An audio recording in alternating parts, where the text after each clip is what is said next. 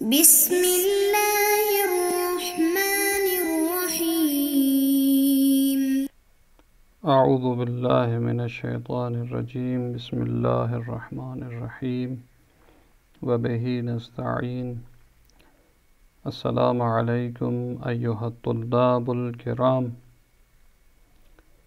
آج کے سبق نمبر 8 میں ہماری گفتگو کا عنوان جیسے کہ پہلے سے مشخص ہے حقیقت شرعیہ کے بارے میں ہے. صاحب کتاب نے دو مقدمے ذکر کیے. اس کے بعد فرماتے ہیں اذا تبین ھذا فاعلم انه اختلف الاصولیون فی ثبوت الحقیقت الشرعیہ و عدمہ. فرماتے ہیں کہ علماء اصول کا حقیقت شرعیہ کے ثابت ہونے اور نہ ہونے کے بارے میں اختلاف رائے ہے. بعض کہتے ہیں کہ حقیقت شرعیہ ثابت ہے اور کچھ کہتے ہیں کہ حقیقت شرعیہ ثابت نہیں ہے. والحق ثبوتها. صاحب کتاب کہتے ہیں کہ میرے نزدیک قول حق یہ ہے کہ حقیقت شرعیہ ثابت ہے. اب حقیقت شرعیہ کے بارے میں پہلے بھی توضیح گزر چکی، جس کا مختصر تعارف یہ تھا کہ جو الفاظ شارع مقدس نے استعمال کیے ہیں اپنی لغوی معنی سے ایک جدید معنی کی طرف، تو وہ استعمال آیا بطور حقیقت ہے یا بطور مجاز ہے. تو فرماتے ہیں کہ حق یہ ہے کہ یہ استعمال بطور حقیقت ہے. البتہ اس کی توضیح آگے بیان کریں گے کہ یہ وضع تعینی کے عنوان سے ہے، نہ کہ وضع تعینی کے عنوان سے. کہتے ہیں لیکن لا بمعنی ان الشارع وضع تلک الالفاظ ابتداء لمعان مخترعۃ وضعا حقیقیا. کہتے ہیں یہ اس معنی میں نہیں ہے کہ شارع نے ان الفاظ کو شروع سے ہی اس مخترعہ معنی اور جو جدید معانی شرعیہ ہیں ان میں وضع کیا ہو بطور حقیقت کہ وہ وضع تعینی ہم ثابت کریں. اس طرح نہیں، بلکہ بل بمعنی ان الشارع استعمل تلک الالفاظ فی معان شرعیۃ مناسبۃ للمعانی اللغویۃ مجازا بادی الامر بقرینۃ. کیونکہ بلکہ اس معنی میں ہے کہ شارع نے ان الفاظ کو ان معانی شرعیہ میں، جو معانی شرعیہ ان معانی لغویہ سے آپس میں ایک مناسبت بھی رکھتی ہیں. یہ استعمال بطور مجاز تھا پہلے ابتدا میں، اور اس میں قرینہ بھی موجود تھا. مثلا لفظ صلاۃ جو لغت میں دعا کے لیے وضع کیا گیا ہے، تو شارع نے اس کو جو ہے شریعت میں نماز کے لیے استعمال کیا. اب ان دونوں معانی میں ایک مناسبت بھی ہے کہ صلاۃ لغت میں دعا کے لیے ہے، تو اسی دعا کے مناسبت کی وجہ سے نماز بھی، چونکہ اس میں جو اذکار ہوتے ہیں وہ بھی ایک دعا کی مانند ہیں، تو لہذا اس مناسبت کو مد نظر رکھتے ہوئے شارع نے اس لفظ صلاۃ کو نماز کے لیے استعمال کیا قرینے کے ساتھ کہ یہ استعمال جو ہے وہ مجازی ہے. اب اس کے بعد ابتدا میں جب یہ استعمال ہوا، ثم قرر استعمالها كثيرا في تلك المعاني الجديدة في أزمنة متقاربة تاركا للمعاني اللغوية بتاتا. کہتے ہیں اس کے بعد یہ استعمال زیادہ ہوا ان جدید معانی جو کہ شرعیہ معانی ہیں، اور اس کے قریب زمانے میں، یعنی جیسے پہلے استعمال ہوا تھا تو اس کے نزدیک جو زمانہ تھا جو ابتدائی، تو اس میں یہ استعمال جو ہے وہ تکرار ہوا، زیادہ ہوا، اس حساب سے کہ وہ جو اس کی معانی لغویہ تھی وہ متروک ہو گئی. مثلا لفظ صلاۃ جو لغت میں دعا کے لیے تھا، لیکن شریعت میں یہ نماز کے لیے اتنا استعمال ہوا کہ اس کی جو معنی لغوی جو دعا ہے وہ متروک ہو گئی. فصارت تفہم من لسانہ المعانی الجدیدۃ بلا قرینۃ. کہتے اتنا یہ استعمال ہوا کہ اس شاعر کی زبان سے جو ہے یہ معانی جدیدہ اور جو شرعیہ ہیں وہ سمجھ میں آنے لگی بغیر قرینے کے. یعنی ابتدا میں جو انہوں نے کہا کہ قرینے کے ساتھ استعمال کیا، لیکن بعد میں یہ استعمال اتنا زیادہ ہوا کہ بغیر قرینے کے یہ اب معانی جو ہے وہ سمجھنے لگے.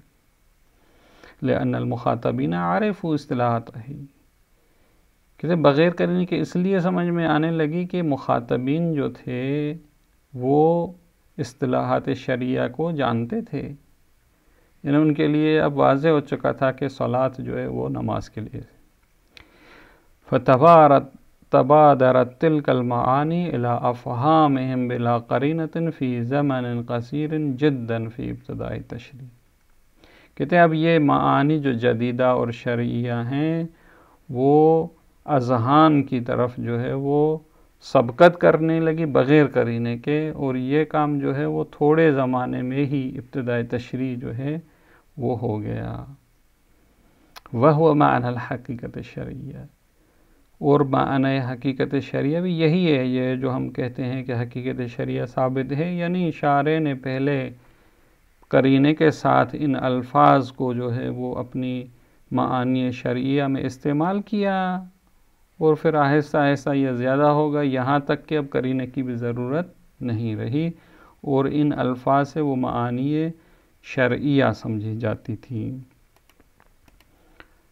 اب اس کی اور مزید وضاحت کرتے ہیں. وتوضیح ذالک ان اول ما نطق به من لفظ الصلاة والصوم مثلا كان ذلك في القرآن او في لسان جبرائیل علیہ السلام عن الجلیل تعالی مبلغا وجوبها للنبی صلی اللہ علیہ وآلہ. اس کی وضاحت کہتے ہیں اس طرح ہے کہ پہلی مرتبہ لفظ صلاۃ یا صوم جو ہے وہ استعمال ہوا قرآن میں، مثلا اقیم الصلاۃ ہے، یہاں حضرت جبرائیل علیہ السلام کی جو زبان ہے خداوند متعال کی طرف سے وہ نماز کے واجب ہونے کو نبی اکرم صلی اللہ علیہ وآلہ وسلم کے لیے پہنچانے والے تھے، ان کی زبان پہ یہ جاری ہوا. وقد ارید بها المعنى شریقۃ.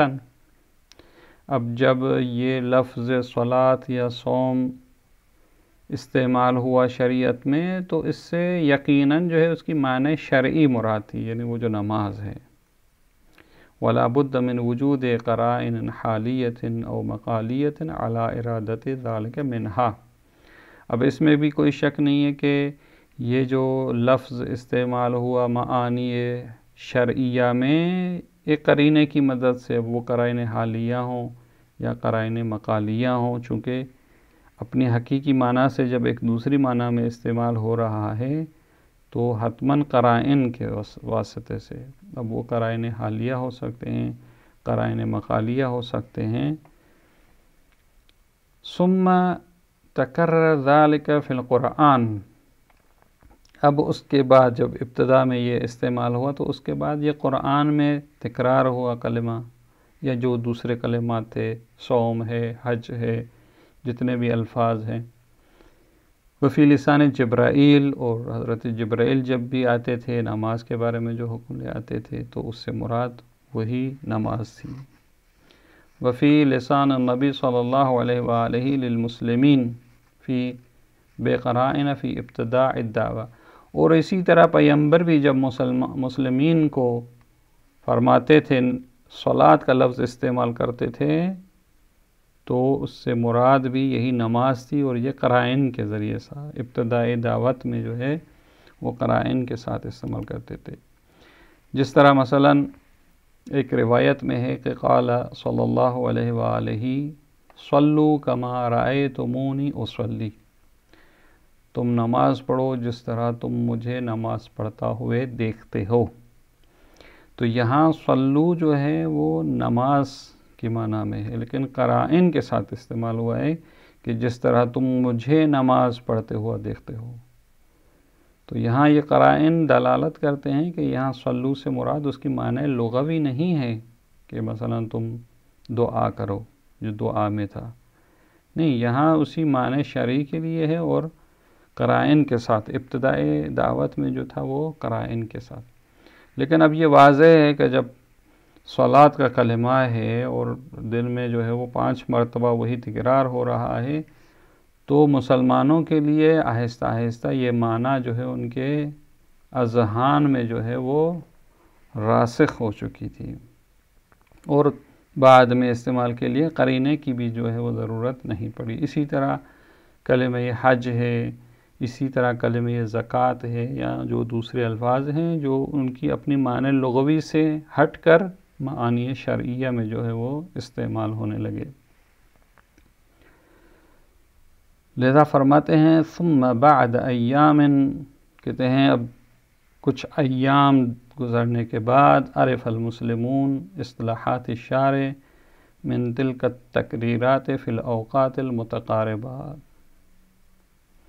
کہتے ہیں کہ مسلمانان جو ہیں وہ شارع کی جو اصطلاحات ہیں اب ان کو مقرر وہ مختلف ازمان میں اور متقاربات جو تھے ان میں وہ تکرار کرتے تھے۔ جسی طرح مثلا لفظ صلاۃ ہے، اب بار بار پیغمبر ان کو نماز کے لیے بلاتے تھے، یا مثلا روزہ رکھنے کے لیے، تو ان اصطلاحات کے تکرار سے جو ہے وہ مسلمان جان چکے تھے کہ اس کی معنی جو ہے وہ شرعیہ مراد ہے۔ فصارت عندہم متبادرتان، لہذا یہ معانی شرعیہ جو ہے ان کے ذہن میں جو ہے وہی تبادر کرتی تھی، جیسے بھی صلاۃ کا لفظ کہتے تھے تو ان کے ذہن میں وہی نماز ذہن میں آتی تھی۔ ولا نعنی بالحقیقت الشرعیۃ الا ذالک، کہتے ہیں حقیقت شرعیہ سے ہماری مراد نہیں ہے سوائے اس کی، یعنی ہم یہی کہہ رہے ہیں کہ حقیقت شرعیہ ثابت ہے، یعنی شارع نے ابتدا میں مجازن اور قرینے کے ساتھ استعمال کیا، لیکن آہستہ آہستہ وہ جو ہے معانی شرعیہ بغیر قرینے کے استعمال ہونے لگی۔ وَأَثَرُ ثُبُوتِهَا هُوَ أَنَّ كُلَّ مَا وَرَدَ فِي الْقُرْآنِ وَفِي لِسَانِ النَّبِيِّ صلی اللہ علیہ وآلہ يُحْمَلُ عَلَى الْمَعَانِ الشَّرْعِيَّةِ بِلَا إِشْكَالٍ، کہتے ہیں حقیقت شرعیہ کے ثابت ہونے کی دلیل یا اثر جو ہے وہ یہ ہوئے کہ قرآن مجید میں یہ لفظ استعمال ہوا ہے اقیم الصلاۃ، یا پیغمبر کی جو زبان ہے، جو گفتار ہے، اس میں جو یہ کلمات استعمال ہوئے ہیں وہ سب جو ہے وہ معانی شرعیہ پر جو ہے وہ اس سے مراد وہی معنی شرعیہ لی جائے گی بغیر کسی شک کے۔ وفی ھذا غنی عن القیل والقال فی دخف الاقوال، کہتے ہیں یہاں تک بات واضح ہے، لہذا اب اس حقیقت شرعیہ کے ثابت ہونے یا نہ ہونے میں بقیہ جو اقوال اور آراء ہیں، مثلا جو یہ کہتے ہیں کہ بھئی حقیقت شرعیہ ثابت نہیں ہے، تو کہتے ہیں اب ان کے اقوال کو رد کرنے میں اور ان کے اشکالات بیان کرنے میں ہمارے لیے کوئی بھی احتیاج نہیں ہے، اور ہمارے لیے بات واضح ہے کہ حقیقت شرعیہ جو ہے وہ ثابت ہے۔ اب اس کے بعد جو ہے وہ مباحث اولیہ میں سے ایک دوسری بحث جو ہے اس کا آغاز ہوگا انشاءاللہ آنے والے درس میں اور سبق میں اس کے بارے میں گفتگو ہوگی۔ والسلام علیکم ورحمۃ اللہ وبرکاتہ۔